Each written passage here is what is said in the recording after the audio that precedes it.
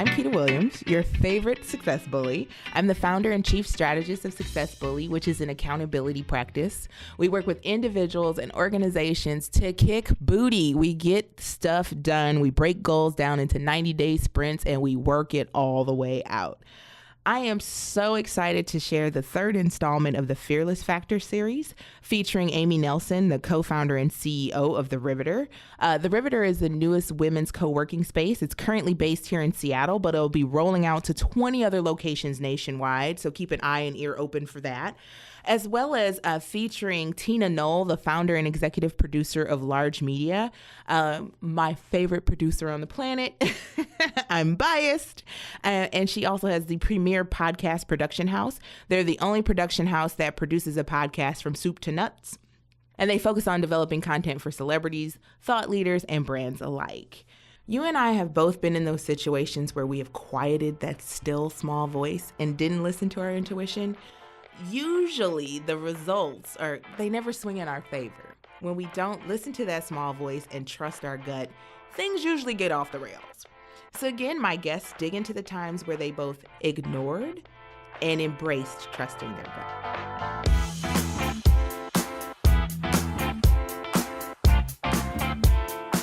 Now, Amy, I want to talk to you about trusting your gut. Tell me about a time when you've kind of leaned into that, when your gut was telling you to do otherwise, when it all looked fabulous and you're like, One time when I leaned into trusting my gut was actually quitting my lawyer job. Ooh. Because we started working on this idea last summer, and I wanted to do it. I mean, I really did. I was into it. I believed in it. I was putting a lot of my personal time into writing our business plan and doing our financial projections, and we entered a pitch competition, and Kim and I would meet late at night to practice after work, after our kids went to bed. But there was this part of me that was absolutely terrified to quit my job, to take on a new identity, really. I'd been a lawyer for 10 years. It was a big part of who I was. And I didn't know if I would be good at being an entrepreneur, if I could actually pull it off. I didn't know what it would do to my work-life balance, like whatever that means. But, I didn't know how it would change the dynamic in my house. And, but my gut said, you have to do this. Like, you don't if I don't do it, I'll regret it, which is how I think about a lot of the scary decisions in my life. Like, if I don't do it, will I regret it or more than if I do it and I fail? Right. And I knew that if I didn't do it, I'd regret it. Because you don't get many amazing chances like this, right? To have an idea you believe in, and then a plan to execute, and a team to help you do it. So I leaned into my gut and jumped. Oh. What was on your resignation letter? Did you sign it, "Love Amy," and did it have like glitter in it? How did you like turn that in? This is a good question, because I actually had just talking about women in the law or women in corporate America, I had the most fascinating experience leaving my job, because my boss wanted to message it that I was quitting to stay home with my kids. Oh no. That was not what you were doing. No. What I tried to explain to him, I'm going to get a lot of publicity for like, if we do this, there'll be press. It's a, it's a thing. But that's how they wanted to message it. And wow. I just kind of walked out. I had my head held high, and I knew I did a good job, but I knew I was excited to go do something else. I told them all what I was going to go do. And I do take a lot of pride in the fact that I'm doing it. And, so yeah. Oh, thank you so much for sharing that. I hope y'all wrote some of those notable quotables down so that I can get them from you to tweet later. So what has been your biggest failure to date as an entrepreneur?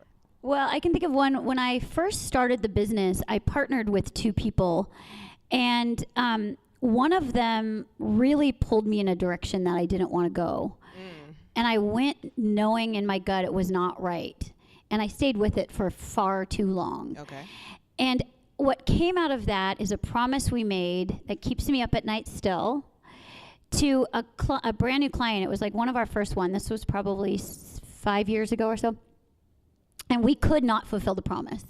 It was devastating. We couldn't do it. And it was my fault because I went in the direction, I didn't listen to my gut. I went for it. And the whole time I was like, we cannot complete this. We can't complete it. We can't complete it. So it was tough. I luckily, coming around on that, we I don't do that anymore. I don't let people pull me in a direction that my gut says it's not right.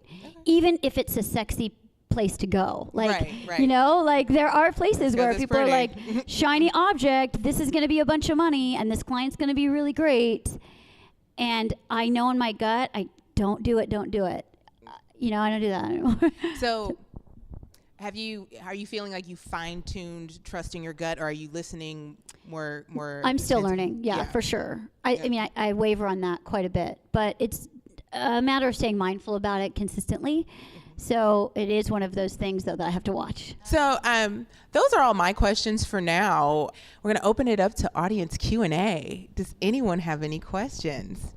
Hi, I'm Elena Stiff. I recently left a career at Microsoft to spend more time with my family. I have a son that's under 2, and I'm starting to get this motivation to start something different than going back to corporate America. And I'm curious, Amy, as I'm working on my business plan, how far along in your business plan were you before you started asking for help and sharing your idea?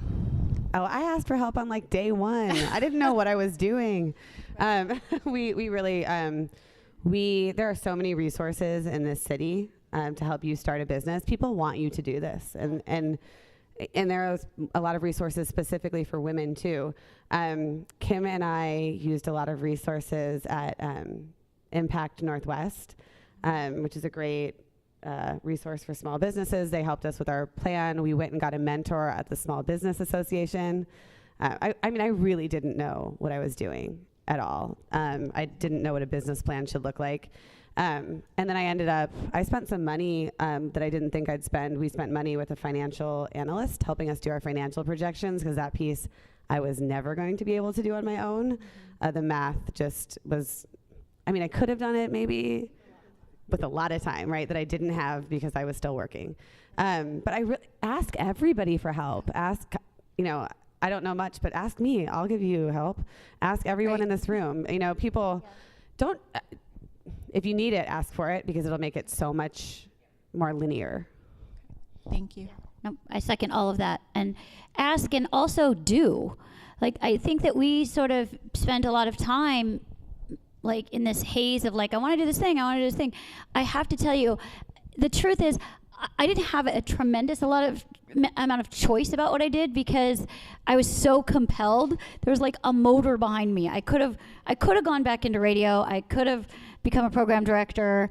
I could have moved to smaller market or bigger markets. There's lots I could have done with my career, but there was just no choice in my brain and my like DNA or something. Like I just did, and I just did it. Like I just kept doing it every step of the way. I just kept on doing it and kept on doing it, and all the time it just keeps growing. And Tammy's point, asking. Yeah, no, and also to Tina's point, you could work on your business plan forever, right, without doing it, and you just iterate and evolve with it, and it will change. Kim and I were going to do one small co-working space of 5,000 square feet. Now that's what I asked my family for time and support to do. So you can see, I just kind of bulldozed through that. But I meant times 10. But yeah, I mean, you just, the help is there, and then also take action. I have not looked at my business plan in a very long time. So. Yeah, mine was on a napkin. It's really good. To add super to that, detailed. I think the thing that I've learned is I'm building the plane while I fly. Like I wrote a really fancy business plan in less than a week and a half, people. I was on it. And quickly learned through my mentors and the wonderful women that have come into my space that I was thinking way too small. I had decided I was going to do this cute little consultancy and I was going to blog, honey. No, we're going full Tony Robbins, people.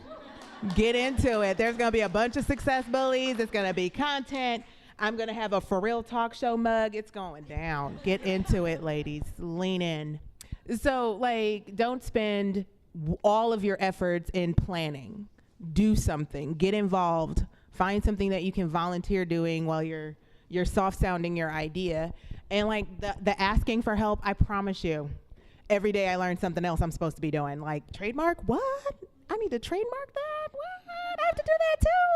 Website's down. Wait, I have to do that too. Okay. But just go. Keep going. So I don't know where I was going with that. I'm going to hand the mic back, guys. But you bring up a really good point, Keita. I read an article recently that is so true. It said that women pitch businesses and men pitch unicorns. And I was like, that is so true, right? And then, like, my experience, I mean, I felt so typical when this happened. But, you know, Kim and I were going to build one small co-working space. We talked about our idea to people. We got such a great reception. And a friend of mine who is an attorney, a guy, I had approached him to talk to, he was a startup lawyer. So I had approached him to have a conversation about what we needed to do legally. Because I'm a litigator. Like, my knowledge was what happens when things go very bad. I don't ever want to deal with a me on this side of it. So I met up with Max to talk about my idea. And a week later, he called me and said, can I take you out for a drink? This is before I was pregnant. So we go and we sit down and we have a beer. And he's like, you know, I've been thinking all week. And he's like, what are you doing? And I was like, what do you mean? He's like, this idea is incredible. Why are you building one small co-working space? Build a brand. Yeah. Build a movement. Women will want it. You want it. And I was like, it literally hadn't occurred to me. It just hadn't crossed my mind. And I went home and I thought about it and I looked up the founders of WeWork and read their bios. And I was like, oh, come on. If they could do that, I can do this. Yeah. But I mean, really, it's like, I don't know what it was. I just didn't think about it. It didn't cross my mind. And we're doing it. I mean, that conversation was around Thanksgiving, and it's May, right? So.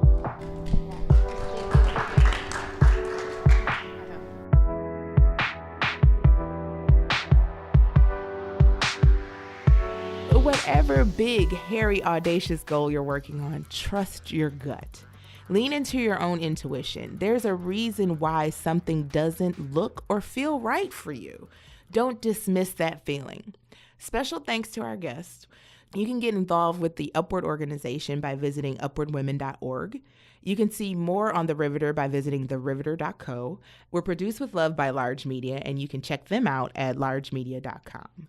Feel free to keep up with my antics, foolery, and hairstyles on Twitter and Instagram at SuccessBully. You can check me out on successbully.com. My client roster is filling, so your first accountability challenge is to reach out sooner than later should you need one-on-one bullying or group butt kicking. Also, if it's not too much trouble, feel free to review my podcast. We love reviews. I prefer 4 stars. 4 stars? 5 stars? How many stars do I get on iTunes? I don't know. How many? No. I don't know. 5. I want all the stars. Oh, and yes, I am Keita Williams.